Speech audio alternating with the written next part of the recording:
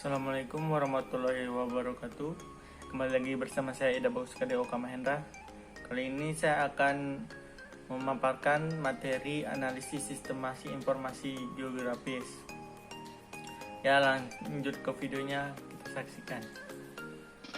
Kemampuan analisis spesial menggunakan sistem informasi geografis dapat diklasifikasikan bermacam-macam halnya, seperti yang pertama ada fungsi buffer, fungsi overlay, fungsi network, dan fungsi 3D analysis.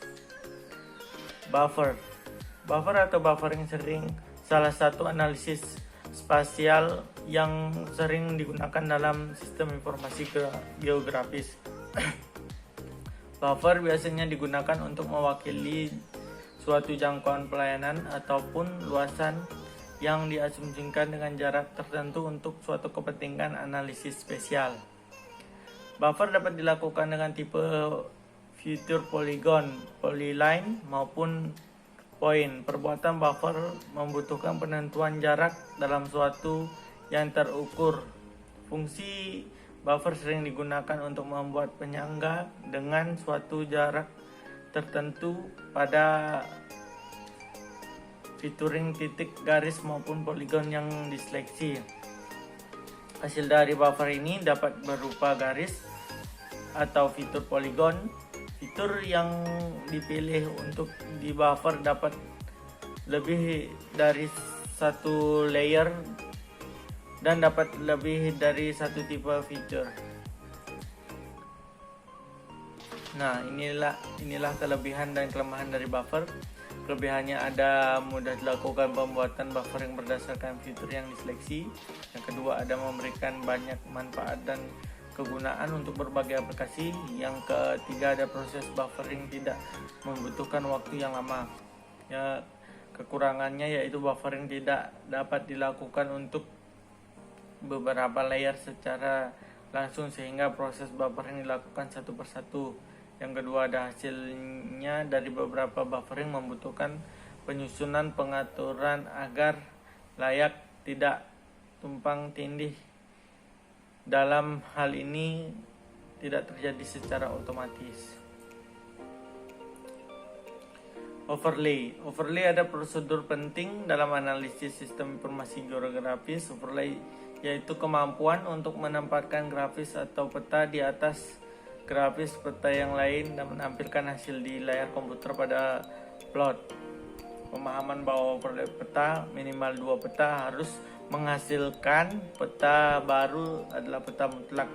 Dalam bahasa teknis, harus ada poligon yang terbentuk dari 2 peta yang di overlay. Jika dilihat dari atributnya, maka akan terdiri dari informasi peta pembentuknya. Misalkan peta lereng dan peta curah hujan, maka di peta barunya akan menghasilkan poligon baru berisi atribut lereng dan curah hujan. Metode yang digunakan dalam overlay yaitu ada 3: union, irisan, dan identity. Tujuannya untuk membuat coverage baru dengan melakukan tumpukan 2 cover poligon. Operasi union bisa dilakukan dengan ketentuan semua coverage harus dalam bentuk poligon. Operasi teraksi operator boolean membuat coverage baru untuk cara melakukan overlay 2 himpunan fitur-fitur overlay. Membuat suatu coverage dengan melakukan overlay himpunan fitur, keluaran coverage berisi semua masukan fitur hasilnya. Nah, ini ada topological overlay, bisa dilihat sendiri. Overlay polygon and keep all area from both coverage.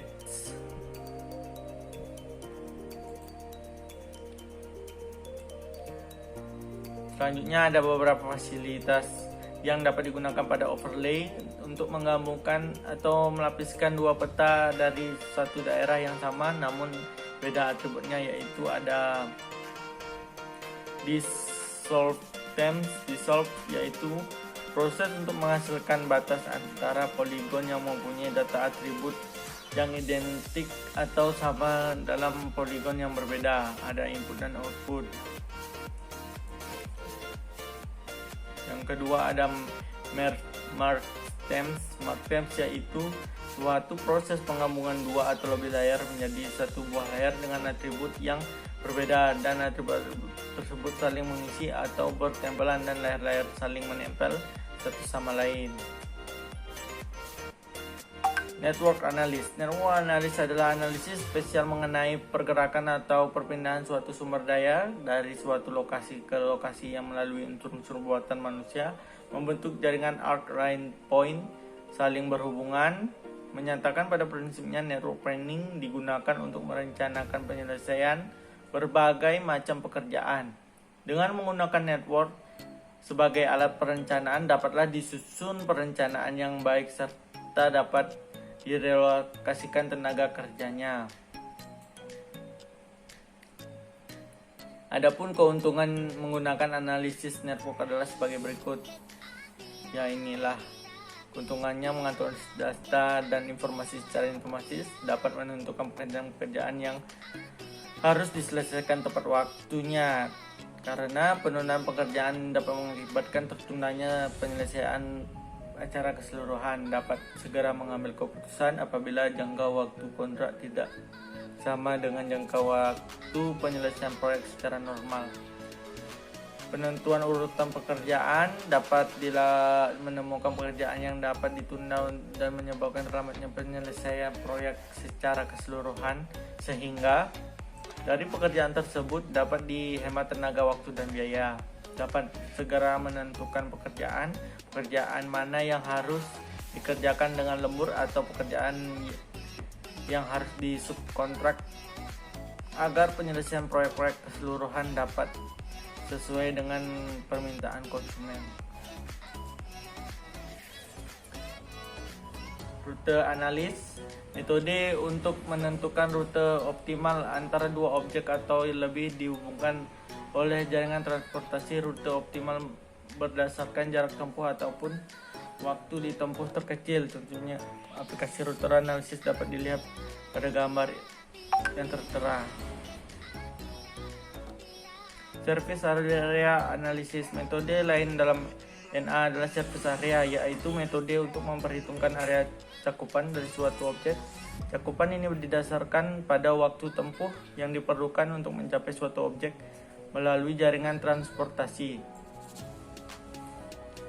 Ya, ini ada Daniel menyatakan terdapat 4 metode penyimpanan IM sebagai berikut. Data berdistribusi teratur, di mana data disimpan dengan spasi yang teratur antara titik data sehingga membentuk suatu grid. Data berdistribusi semi teratur, keteraturan dapat pada salah satu unsur datanya sedangkan unsur yang lainnya acak. Yang ketiga ada data distribusi acak, tidak ada keteraturan pada setiap unsur datanya. Salah satu bentuk struktur data acak adalah tin dengan segitiga tak beraturan sebagai satuan datanya. Fungsi permukaan, yaitu permukaan bumi, dapat pula disajikan dalam metode matematis tertentu, tetapi permodalan ini cenderung hanya memberikan gambaran umum permukaan serta menghilangkan detail-detail lokal pada permukaan bumi. Ya, itulah saja materi hari ini, kurang dan lebihnya mohon dimaafkan. Assalamualaikum warahmatullahi wabarakatuh.